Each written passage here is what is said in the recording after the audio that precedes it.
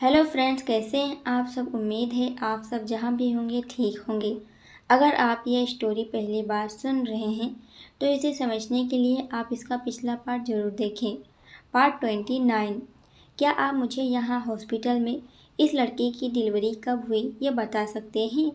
ये सुनकर उस डॉक्टर ने साफ इनकार करते हुए कहा, सॉरी डियर, लेकिन हम किसी को पर्सनल इन्फॉर्मेशन नहीं दे सकते, और आपको अगर कुछ इन्फॉर्मेशन चाहिए तो आप डॉक्टर कविता से मिलकर बात कर सकते हैं। मधु इतना सुनकर मन ही मन कहने लगी, पता नहीं अब ये डॉक्टर कविता कब आएंगी। मधु ने इतना कहकर एक गहरी सांस ली और कहने लगी, ठीक है, आप मुझे प्लीज़ इन्फॉर्म कर देना जब कविता जी हॉस्पिटल आ जाएं तो। ओके, मैं आपको इन्फॉर्म कर दूंगी। मधु हॉस्पिटल से निकलकर रोशनी को लेने के लिए होटल चली गई। रोशनी बैग लेकर बाहर ही मधु का वेट कर रही थी। मधु का पूरा ध्यान सिर्फ छाया की मिली हुई रिपोर्ट पर था और वो अपनी कार चलाते हुए वही सोच रही थी कि आखिर छाया के 2 रिपोर्ट होने के पीछे क्या वजह है। वो ये सब सोचते हुए होटल के पार्किंग एरिया तक पहुंच गई। मधु ने अपनी कार यू टर्न ली और रोशनी के पास आकर अपनी गाड़ी रोक दी।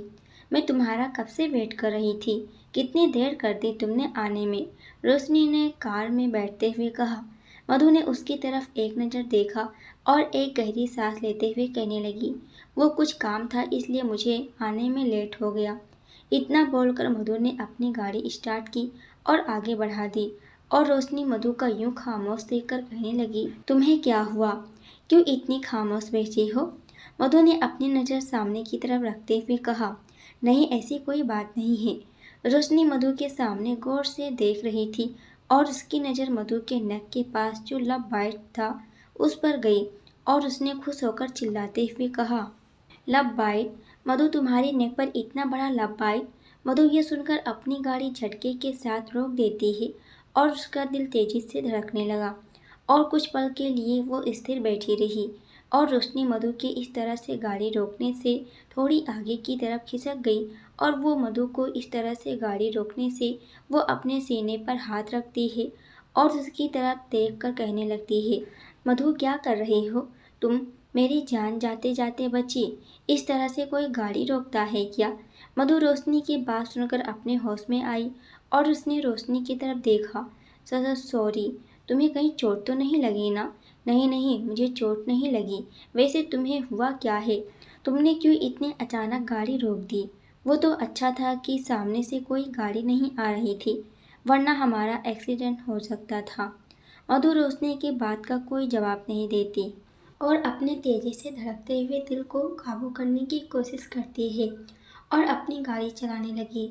उसके दिमाग में अभी अभी रोशनी ने कहा वो सब चलने लगा और वो भी सोचने लगी कि क्या ये सच में लव बाइट्स है या फिर उसे शराब पीने से कोई एलर्जी हुई है। वो जितना हो सके उतना सोचने की कोशिश कर रही थी और एक बार को उसे ख्याल भी आया कि क्या अगली रात वो मोहित मेरे करीब आए थे या फिर उसका कोई सपना था। असल में मधु को धुंधला धुंधला सब याद तो आ रहा था, लेकिन वो अपने सपने को और हकीकत को, सच है या झूठ, वो फर्क नहीं कर पा रही थी। इसलिए उसका दोनों तरफ से सोचना जायज़ था। अगर मोहित मेरे करीब आए होते तो वो सुबह सुबह इतने कठोर तरीके से तो मुझसे बात नहीं करते। शायद ये लब बाइट नहीं एलर्जी बाइट है। मैं भी ना रोशनी की बात सुनकर सच समझने लगी। मधु ने अपने मन में ये सब सोचते हुए गहरी सांस भरी। मधु ये सब अपने मन में एक छोटे बच्चे की तरह शिकायत करते हुए बोल रही थी, क्योंकि उसे सच में यही लग रहा था कि उसे कोई एलर्जी हुई होगी। और उसके भाई का तब तक फ्लैट भी आ गया। रोशनी पहले तो फ्लैट का बाहर से गेट देखती ही रह गई और मधु ने अपनी कार पार्क की और बाहर निकल गई, जबकि रोशनी के दिल का हाल कुछ बुरा हो चला था। आज वो उसे मिलने वाली थी, जो कि उसका पहला क्रश था, तो ये सब तो होना जाहिर था। वो ना जाने कब से करण से मिलना चाहती थी और आज वो दिन आ भी गया। वह करण के लिए ही तो राजस्थान छोड़कर आई थी, ताकि करण से उसके रिश्ते आगे बढ़े। मधु बाहर वेट कर रही थी कि कब रोशनी बाहर निकले और वो फ्लैट में जा पाए, और काफ़ी देर के बाद भी रोशनी के बाहर न आने पर उसने कार के मिरर पर नॉक करते हुए कहने लगी, क्या बाहर निकल सकती हो प्लीज़ तुम? ओह हाँ, सो सॉरी, वो मैं कुछ सोच रही थी ना, तो ध्यान नहीं रहा कि हम आ गए, रोशनी ने झट से कहा और गाड़ी से बाहर निकल गई। दोनों करण के फ्लैट में आ गई और करण अभी तक आया नहीं था। शाम हो गई थी फिर भी, और मधु को घर भी पहुंचना था, इसलिए उसने रोशनी से कहा, मैंने भाई को तुम्हारे बारे में बात कर दी है और तुम यहाँ जितने दिन चाहो उतने दिन रह सकती हो। ठीक है, मैं चलती हूँ। रोशनी हड़बड़ा सी गई और उसने झट से कहा, नहीं मधु, एक बार करण को आ जाने दो, उसके बाद चली जाना प्लीज़। तुम इस तरह से बिहेव क्यों कर रही हो, जैसे कि तुम भाई से पहली बार मिल रही हो। नहीं नहीं, ऐसी कोई बात नहीं है। मुझे करण के सामने इतने साल के बाद जाने से डर लग रहा है। मेरे भाई तुम्हें कच्चा चबा नहीं जाएंगे, तो तुम फिक्र मत करो, मधु ने सोफे पर से उठते हुए कहा और कहने लगी, वहाँ सामने की तरफ 2 कमरे हैं, उसमें से तुम लेफ्ट वाले कमरे में चली जाना, ठीक है। वैसे तो रोशनी चाहती थी कि मधु करण के आने तक यहाँ रुक जाए, ताकि वो करण के साथ रहने में कंफर्टेबल हो जाए, लेकिन मधु को घर जाना था, इसलिए वो निकल गई। मधु वहाँ से निकलकर सीधा अपने घर की तरफ आ गई और तब तक मोहित भी घर आ गया था और मधु का वेट कर रहा था। मोहित लिविंग रूम के सोफे पर बैठकर काफ़ी देर से मधु का इंतजार कर रहा था। मधु अभी तक घर क्यों नहीं आई? क्या मुझे उसे कॉल करना चाहिए? वो इतना बोलकर अपना फ़ोन लेकर मधु को कॉल कर पाता, इससे पहले उसे गाड़ी रुकने की आवाज़ आई और वो अपनी जगह से उठ खड़ा हुआ। मधु अपना बैग लेकर घर में आई और उसने मोहित को सामने खड़े हुए देखा, जो अपने हाथ अपनी जेब में डालकर खड़ा था। मधु मोहित के सामने देखकर मुस्कुराई और उसकी तरफ बढ़ गई। सॉरी, वो मेरी दोस्त के साथ थी ना, इसलिए मुझे लेट हो गया आने में। मोहित ने घड़ी की तरफ देखा और कहने लगा, 10 मिनट हैं तुम्हारे पास, मैं तुम्हारा बाहर वेट कर रहा हूँ। मोहित इतना बोलकर बिना रुके बाहर निकल गया और मधु मोहित को जाते हुए देख रही थी। यह मोहित कितना अजीब है, पहले अच्छा बिहेव करता है, फिर अकड़ू की तरह। मोहित को समझ पाना मुश्किल है। मधु ने इतना कहा और जल्दी जल्दी मोहित के पीछे जाने लगी। मोहित अपनी कार में बैठा हुआ था और विनीत से बात कर रहा था। नहीं, मैं कल सुबह ऑफिस आऊँगा और मुझे कुछ काम भी है, विनीत कहने लगा। ठीक है, मुझे लगा कि तुम रात को एक बार आओगे। मोहित विनीत से बात कर रहा था कि इतने में मधु कार का दरवाज़ा खोलती है और गाड़ी में बैठ जाती है और मोहित मधु को देखकर विनीत से कहता है, ठीक है, मैं बाद में बात करता हूँ। इतना बोलकर मोहित ने फ़ोन डिस्कनेक्ट कर दिया और अपनी कार चलाने लगा। मधु मोहित को देख रही थी, जो बिल्कुल सीरियस होकर अपनी कार चला रहा था। इतना भी क्या सीरियस होकर गाड़ी चलाना, मधु ने मोहित को देखकर अपने मन में कहा और फिर अपनी नज़र बाहर की तरफ कर ली। रात हो चुकी थी और रोशनी काफ़ी थक गई थी, इसलिए वो कमरे में जाकर सो गई थी। तकरीबन रात के 10 बजे करण अपने फ्लैट में आया। करण सीधा आकर सोफे पर बैठ गया। उसने अपना कोट उतारा और वहीं सोफे पर रखा। थोड़ी देर वहां बैठने के बाद वो अपने कमरे की तरफ बढ़ गया। करण ने आज काफ़ी सारी मीटिंग अटेंड करी थी, जिसे वो काफ़ी थका हुआ था और कमरे का दरवाज़ा खोला। कमरे की लाइट ऑफ थी और खिड़कियां बंद थी। करण थका हुआ था तो जाहिर सी बात थी, उसने लाइट ऑन नहीं की और सीधा अपने बेड पर आकर सो गया। और वो इस बात से अनजान था कि बेड के दूसरी साइड पर रोशनी सो रही है। रोशनी ने अपनी करवट बदली तो उसने अपना हाथ किसी के हाथ पर रख दिया और वो डर से उठ खड़ी हुई और चिल्लाई, प्लीज़, भूत है मेरे कमरे में, मुझे कोई बचाओ। करण किसी लड़की की आवाज़ सुनकर चौंक गया और उसने लाइट जलाया और बेड के दूसरी तरफ देखने लगा। बेड के दूसरी तरफ रोशनी बैठी हुई थी। रोशनी ने ब्लैक कलर का गाउन पहना था और उसने अपने चेहरे पर दोनों हाथ रखे थे और हाफ रही थी। कोई मुझे भूत से बचाओ, और चिल्ला रही थी। पहले तो करण रोशनी को अपनी सादे नज़रों से देखता है और समझने की कोशिश करता है कि ये लड़की कौन है, लेकिन उसे आज सुबह सुबह मधु का फ़ोन आया था और रोशनी के बारे में बताई थी। ये याद आते ही उसके चेहरे पर से गंभीर भाव हट गए और गहरी सांस लेकर कहने लगा, रोशनी, क्या तुम हो? रोशनी ये आवाज़ बहुत अच्छी तरीके से पहचानती थी, तो जाहिर सी बात थी रोशनी ने हांफना बंद कर दिया और चिल्लाना भी। रोशनी करण की आवाज़ सुनकर उसका दिल तेजी से धड़कने लगा और धीरे धीरे करते हुए अपने हाथ अपने चेहरे पर से हटाने लगी। करण रोशनी को गौर से देख रहा था और उसका चेहरा देखता ही रह गया। उसके सामने खूबसूरत लड़की बैठी हुई थी जो अपनी गहरी निगाहों से उसे ताके जा रही थी। करण को यकीन नहीं हो रहा था कि रोशनी पहले से भी काफ़ी खूबसूरत दिखने लगी है। काफ़ी सालों के बाद उसने रोशनी को देखा तो जाहिर सी बात थी कि उस पर से नज़र हटा पाना मुश्किल था करण के लिए। और रोशनी का ऐसा हाल था कि वो बयां नहीं कर पा रही थी। उसके सामने जो खड़ा इंसान, उसका क्रश उसके सामने था और बेहद आकर्षक लग रहा था। बल्ब की रोशनी में दोनों के चेहरे को चमका रही थी और कुछ पल एक दूसरे को देखने के बाद करण ने कहा, तुम अभी भी भूत प्रेत पर विश्वास करती हो क्या? रोशनी ने करण को खोए हुए कहा, हाँ, और उसकी तंद्रा टूटी और कहने लगी, नहीं नहीं, मेरा मतलब कि मेरा हाथ आपके हाथ पर पड़ गया इसलिए मुझे लगा कि कोई भूत है। रोशनी ने लास्ट वाली लाइन धीमे कही और करण उसकी बात सुनकर समझ गया था कि वो शर्मिंदा हो रही है और वो उसे कहने लगा, ओके ओके, कोई बात नहीं, लेकिन तुम मेरे कमरे में क्या कर रही हो? हाँ, ये कमरा आपका है, मैंने कब कहा कि मेरा है? और मधु ने आपको बताया तो था ना कि मैं यहाँ रहने के लिए आ रही हूँ। मधु ने मुझे कहा था कि तुम यहाँ आओगी, लेकिन मेरा कहने का मतलब ये नहीं था। ये मेरा कमरा है और मैंने मधु को कहा था कि तुम्हें सामने वाले कमरे में रहने के लिए कहे। ओह सो सॉरी, मुझे लगा कि मुझे मधु ने इस कमरे में आने के लिए कहा है इसलिए। It's okay. वैसे तुमने खाना खाया? रोशनी जब से आई थी तब से सो रही थी, इसलिए जाहिर सी बात थी कि उसने खाना नहीं खाया होगा और उसने अपनी गर्दन नामे हिला दी। ओके, मैं खाना ऑर्डर कर लेता हूँ, मैंने भी नहीं खाया। वैसे तो आज मूड नहीं था खाना खाने का, लेकिन कोई है साथ में खाना खाने के लिए तो खाते हैं खाना साथ में। रोशनी करण की बात सुनकर खुश हो गई और दोनों बातें करने लगते हैं। मोहित और मधु घर आ चुके थे। दोनों ने शावर लिया। मोहित अपने लैपटॉप पर काम कर रहा था अपने लिविंग रूम के सोफे पर बैठकर। उसके हाथों की उंगलियां कीबोर्ड पर लगातार चल रही थी और काम करते वक्त वो काफ़ी सीरियस लग रहा था। और मधु जब लिविंग रूम में आई तो उसने मोहित को लैपटॉप पर लगातार काम करते हुए देखा तो वो किचन की तरफ बढ़ गई। मधु कॉफ़ी और चाय बनाकर बाहर लेकर आई और मोहित की तरफ बढ़ गई। उसने मोहित को डिस्टर्ब करना नहीं चाहा, इसलिए उसने कॉफ़ी टेबल पर रखी और वो कमरे की तरफ बढ़ गई। मधु बालकनी में जाकर सोफे के ऊपर बैठ गई।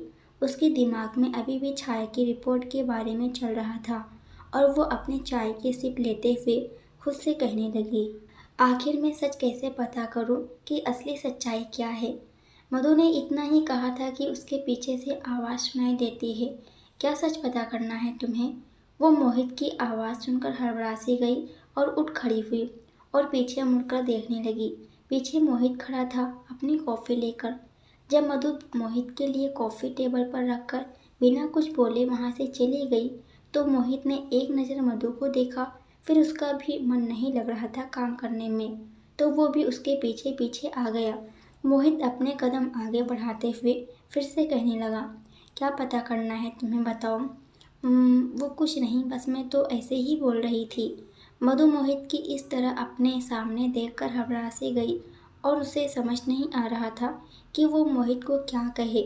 और मोहित मधु की बात सुनकर उसे मधु पर शक तो हुआ, लेकिन उसने ज़्यादा ध्यान नहीं दिया, सोफे पर आकर बैठ गया। मधु भी मोहित के पास बैठ गई। कहने को तो दोनों अंधेरी रात में बालकनी में बैठे हुए थे। चांदनी की रोशनी उन दोनों पर पड़ रही थी, लेकिन दोनों काफ़ी देर खामोश बैठे रहे और मोहित ने खामोशी को तोड़ते हुए कहा, आज तुम कहाँ गई थी? मधु मोहित की तरफ देखने लगी और सोचने लगी, क्या मुझे मोहित को उस रिपोर्ट के बारे में बता देना चाहिए? नहीं नहीं, पहले मैं पता कर लूँ कि क्या है उस रिपोर्ट में, और अगर अभी मैंने मोहित को रिपोर्ट का नाम भी लिया तो पक्का मोहित मुझे गलत समझेगा। मोहित मधु को बोलने का इंतजार कर रहा था कि मधु कुछ तो बोलेगी, लेकिन मधु को कहीं खोया हुआ देखकर मोहित ने कहा, कहाँ खो गई हो? मधु अपने ख्यालों से बाहर आई और मोहित की तरफ देखने लगी। कहीं नहीं, वो मैं आज अपने भाई के घर गई थी। मोहित ने मधु से फिर कोई सवाल नहीं पूछा और फिर कुछ सोचते हुए कहने लगा, वैसे तुम्हारी माँ कहाँ है?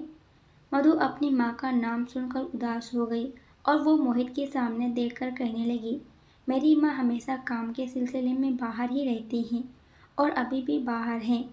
मधु ने मोहित को ये नहीं कहा कि उसकी माँ भी अमेरिका में है और उसके पापा भी शायद उनके साथ होंगे। वैसे वो अपनी माँ को फ़ोन करके पूछ सकती थी कि पापा वहाँ हैं या नहीं, लेकिन वो अपनी माँ से थोड़ी नाराज़ थी, इसलिए वो अपनी माँ को फ़ोन नहीं करना चाहती थी। लेकिन वो चाहती थी कि उसकी माँ जल्द से जल्द इंडिया आए और वो उनसे मिले। मोहित ने मधु की तरफ देखा और उसका उदास चेहरा देखकर समझ गया कि ऐसी तो कोई बात है जो मधु कहना नहीं चाहती, इसलिए वो खामोश हो गया और मधु मोहित की तरफ देखती है और कहती है, रात हो गई है, हमें सो जाना चाहिए। इतना बोलकर मधु उठ गई, लेकिन वो अपने कदम आगे बढ़ा पाती इससे पहले मोहित ने उसका हाथ पकड़ लिया और मधु मोहित के इस तरह से हाथ पकड़ने से अपनी आंखें बंद कर लेती है और सिहर उठती है। क्या तुम्हारी ऐसी कोई बचपन की विश है जो तुम पूरी करना चाहती हो? मोहित ने बिना हिचकिचाए हुए कहा। मधु ये सुनकर अपनी आंखें खोलती है और पीछे मुड़कर मोहित की तरफ देखने लगी। आपने क्या कहा? मधु ने एक बारी में सुन लिया था, लेकिन वो कंफर्म करना चाहती थी कि क्या सच में मोहित ने यही पूछा है कि फिर वो ज़्यादा सुन रही है। मोहित मधु को देखने लगा और गहरी सांस भरते हुए कहने लगा, मैंने कहा कि क्या तुम्हारी कोई बचपन की विश है जो तुम पूरी करना चाहती हो? मधु को मोहित का आजकल अजीब लग रहा था, क्योंकि पहले वो उससे कठोरता से पेश आ रहा था, लेकिन कुछ दिनों से वो उससे नरमी से पेश आ रहा था। मधु सोफे पर बैठी और खुश होते हुए कहने लगी, मेरी हर विश मेरे भाई को पता है, जो वो मेरे हर बर्थडे पर एक एक करके पूरी करते हैं। अब तक मेरी सिर्फ 3 विश बाकी रह गई है। और अब वो तो कौन सी है तुम्हारी 3 विश? मेरी पहली विश है। इतना बोलकर मधु रुक गई और कहने लगी, वो बहुत अजीब है, इसलिए मैं वो नहीं बताना चाहती। क्या मधु करण ने सुबह कही वही विश को अजीब बोल रही है? मोहित ने अपने मन में कहा, मेरी दूसरी विश थी कि मेरी शादी पूरे जोरों शोरों से हो। और पता है, जो ब्राइड अपनी शादी के दिन डांस करती है, मैंने भी वही सोचा था, लेकिन मधु इतना बोलकर खामोश हो गई, क्योंकि उसकी शादी में तो सिर्फ 3 लोग थे, एक पंडित, मोहित और वो। मधु जैसे शादी नहीं करना चाहती थी, उसकी वैसे ही शादी हो गई। मधु इतना बोलकर चुप हो गई और मोहित को मधु के साथ उस रात को उसने जबरदस्ती शादी की सब याद आने लगा और उसके हाथों की मुट्ठियां भीगने लगी। उसने अपनी आंखें बंद कर ली। उसके बाद ना तो मधु ने कोई बात कही और ना ही मोहित ने। दोनों फिर से खामोशी से वहां चांद को देखते रहे। वक्त कितना अजीब है। मधु जिस इंसान से 5 सालों से प्यार करती आई थी, उसे वो शख्स मिला भी सही, लेकिन एक बदले की आग में बदला लेने के लिए। मधु ने हमेशा सोचा था कि जब वो मोहित से मिलेगी तो वो उसे प्रपोज करेगी सीधा शादी करने के लिए, लेकिन हालातों को कुछ और ही मंजूर था। किस्मत में दोनों का साथ होना लिखा था, लेकिन खुशी की तरह नहीं, एक गम और तकलीफों की तरह। काफ़ी देर बैठने के बाद मधु कमरे में जाकर सो गई और बहुत कुछ सोच रही थी, उसके और मोहित के बारे में, कि वो कब एक नॉर्मल कपल जैसे रहेंगे। मधु ये सब सोचते हुए कब सो गई उसे पता ही नहीं चला और मोहित अब तक सोफे पर बैठा हुआ था और मधु की बात को बार बार याद कर रहा था। क्या मैंने मधु की ज़िंदगी ज़बरदस्ती शादी करके बर्बाद कर दी है? मोहित को अपने किए हुए गुनाहों से पछतावा हो रहा था और उसे भारीपन महसूस हो रहा था। मधु का उदास चेहरा देखकर, क्या मुझे मधु को तलाक देना चाहिए? ये बात मोहित के दिमाग में आते ही उसके दिल की धड़कनें मानो रुक सी गई और मोहित को बेचैनी होने लगी थी। उसे मधु को तलाक देने के बारे में सोचकर ही न जाने क्यों बहुत बुरा लग रहा था। ये बात अपने दिमाग में आते ही वो ठीक से खड़ा नहीं हो पा रहा था। उसने ये सारी बातें भूलने के लिए एक के बाद एक सिगरेट पीना शुरू किया, ताकि वो अपने आए हुए दिमाग से सारी बातें को भूल सके। कुछ दिनों बाद विनीत के घर विनीत शर्टलेस सोया हुआ था अपने पेट के बल, और कोई शख्स उसके कमरे का दरवाज़ा खोलता है और कमरे में आकर उसके तरफ बढ़ गया और पानी का जग लिया और विनीत पर डाल दिया और विनीत अचानक से अपने ऊपर पानी पड़ते ही उठ गया। उसकी पीठ पर पानी पड़ा था, जिससे वो अपना सिर पीछे करता है और अपनी गहरी काली आंखों से सामने की तरफ देखता है। सामने मोहित खड़ा था। विनीत मोहित को देखकर फिर से सोते हुए कहने लगा, मैं कैसे भूल सकता हूँ कि तुम्हारे अलावा कोई ये नहीं कर सकता। तुम्हारे सीने में कोई दिल नाम की चीज़ है या फिर नहीं? कोई इस तरह से कैसे किसी को उठा सकता है? मोहित ने विनीत की बात इग्नोर करते हुए कहा, 5 मिनट है तुम्हारे पास। मोहित इतना बोलकर विनीत के कमरे से बाहर निकल गया और विनीत मोहित के जाते ही उठ गया और कहने लगा, मेरा इस जन्म में मोहित और कोमल के होते हुए कुछ नहीं हो सकता। विनीत इतना बोलकर वॉशरूम की ओर बढ़ गया और मोहित विनीत के कमरे से निकलकर लिविंग रूम के सोफे पर आकर बैठ गया और विनीत का वेट करने लगा। इतने में घर की सर्वेंट ने मोहित को कॉफ़ी लाकर दी और मोहित कॉफ़ी पीते पीते सारे अरेंजमेंट के बारे में सोचने लगा। मधु अपने भाई के घर कल आ गई थी, क्योंकि मोहित ने मधु से कहा था कि वो अपने बिजनेस के सिलसिले में कहीं बाहर जाने वाला है। वैसे मधु का ये सुनकर एक बार मन तो हुआ कि वो मोहित से कहे कि मैं भी साथ चलती हूँ, लेकिन वो कह नहीं पाई। उसे न चाहते हुए भी अपने भाई के घर आना पड़ा। मधु और रोशनी दोनों ही अभी तक सो रही थी और करण दोनों लड़कियों को उठाने के लिए काफ़ी देर से कमरे का दरवाज़ा नॉक कर रहा था। करण दरवाज़ा नॉक करते हुए कहता है, हे भगवान, ये दोनों कुंभकर्ण की बहन नहीं बल्कि उसकी नानी या दादी आजी होंगी। करण कमरे में जाने के लिए इसलिए हिचकिचा रहा था क्योंकि रोशनी भी थी, वरना मधु अकेले सो रही होती तो वो बिना हिचकिचाए कमरे में जा सकता था। आखिर वो उसकी बहन थी, लेकिन दोनों कुंभकर्ण की दादियों ने उसके पास कोई चारा नहीं रखा था, इसलिए करण को ना चाहते हुए भी कमरे में जाना पड़ा।